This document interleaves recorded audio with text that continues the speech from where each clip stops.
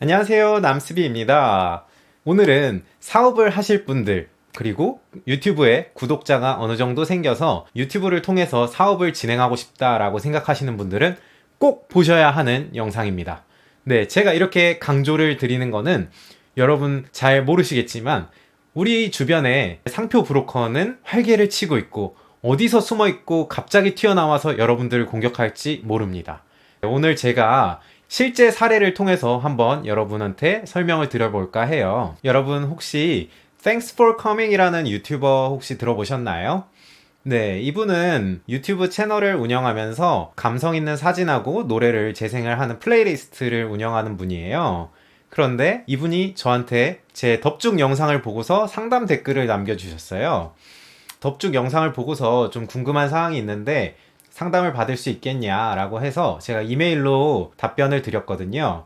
근데 이분의 상황을 한번 같이 알아보면서 여러분 왜 꼭 상표를 등록받아야 하는지, 제가 왜 이렇게 강조를 하는지 한번 설명을 드려보도록 하겠습니다. 일단 이분께서 아까 말씀드렸던 것처럼 유튜브 채널을 운영을 하고 계신데 제 영상을 본 다음에 상표는 정말 중요하구나, 상표를 등록받아야 되겠다 라고 생각을 하시고 상표 출원하는 걸 알아보셨대요. 그랬는데 누군가 먼저 이분의 채널명을 가지고 상표를 출원을 한 게 있는 거예요. Thanks for coming 이라는 분이 상표 출원을 하려고 하는데 그게 쉽지가 않게 된 거죠. 그럼 여러분, 제 덥중 영상을 보셨겠지만 어떻게 해야 될까요? 또 시름시름 앓다가 이거 나도 등록받아야 되는데 이 사람이 먼저 등록받으면 나는 못 쓰는 건가? 나는 상표 등록 못 받고 이제 망하는 건가? 나는 사업도 못하나? 이렇게 생각하시고 좌절하실 건가요? 여러분, 제가 오늘 여러분들을 위해서 또 다른 무기, 방패를 준비해 왔습니다. 방패를 가지고 왔어요. 지난번에 말씀드렸던 것처럼 유튜브 채널을 운영 중인데 누군가 내 채널을 도용해서 상표를 출원하고 등록받아서 나한테 쓰지 말라고 한다라고 하면 그때 제가 뭐라고 말씀드렸죠? 상표법 99조만 외우고 계시라고 말씀을 드렸죠. 지금 간만에 한번 살펴볼까요? 상표법 99조. 네, 선사용에 따른 상표를 계속 사용할 권리라고 해가지고 타인이 굳이 읽지는 않을게요. 아무튼 먼저 내가 상표를 쓰고 있었다라고 얘기를 하면 나중에 상표를 출원해서 등록받은 사람은 저한테 뭐라고 할 수가 없어요. 그러니까 유튜브를 계속 운영을 할 수가 있는 거죠. 그런데 문제는 뭐냐면 이 사람이 유튜브뿐만 아니라 여러 가지에 대해서 다 상표를 출원을 해놓은 거예요. 예를 들면 뭐 모자, 신발, 의류, 그 다음에 책, 뭐 당연히 유튜브도 있고요. 인터넷 방송업 등등 너무 많은 거를 상표로 다 출원을 해 놓은 거예요. 그러면 이제 내가 비록 유튜브를 하고 있었지만 다른 사업을 넘어가고 싶은데 이 사람이 먼저 등록을 받게 되면 나는 그거에 대해서는 선사용권을 주장할 수가 없다고 말씀드렸잖아요. 상표법 99조를. 그렇기 때문에 문제가 발생하게 되는 겁니다.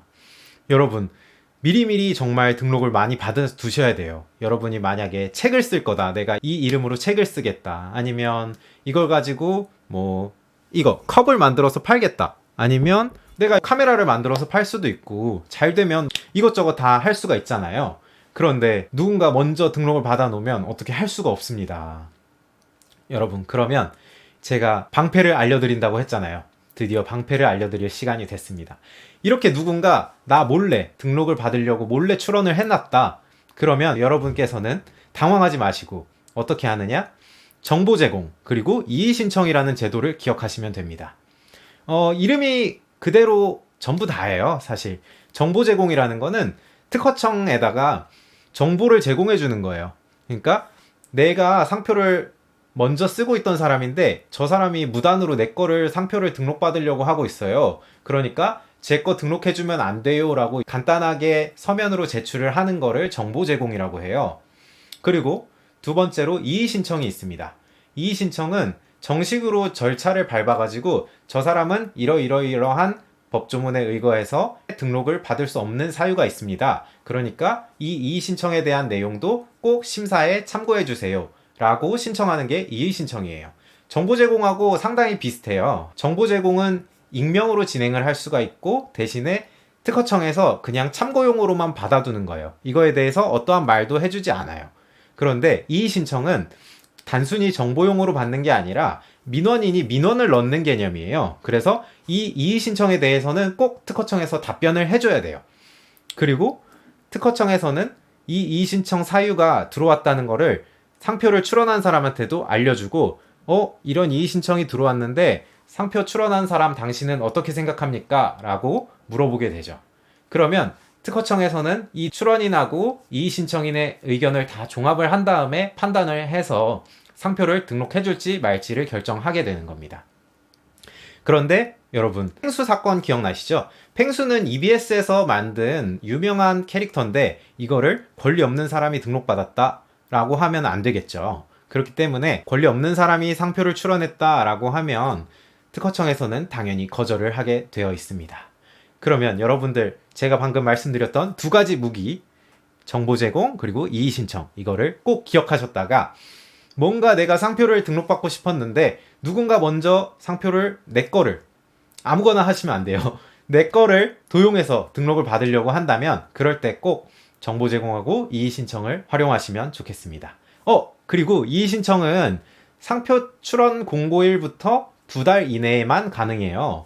출원 공고일이 뭐냐? 그냥 상표 출원한 날짜라고 보시면 돼요. 권리 없는 사람이 상표 출원한 날짜에 그거부터 2달 이내에 빨리 캐치해가지고 이의 신청을 넣으셔야 됩니다. 여러분, 그냥 속 편하게 상표를 먼저 등록을 받으세요. 그게 제일 안전하고 여러분의 사업을 다 보호하실 수가 있습니다. 네, 오늘 영상은 일단 여기까지였고요. 다음번에 또 다른 무기가 있어요. 만약에 권리 없는 사람이 상표를 등록을 받아버린 거예요. 그러면 이제 어떻게 할까요? 그때도 또 무기가 있습니다. 여러분, 지금까지 시청해주셔서 정말 감사드리고 다음번 영상에서도 또 더욱 재밌는 이야기를 가지고 돌아오도록 하겠습니다. 그럼 안녕!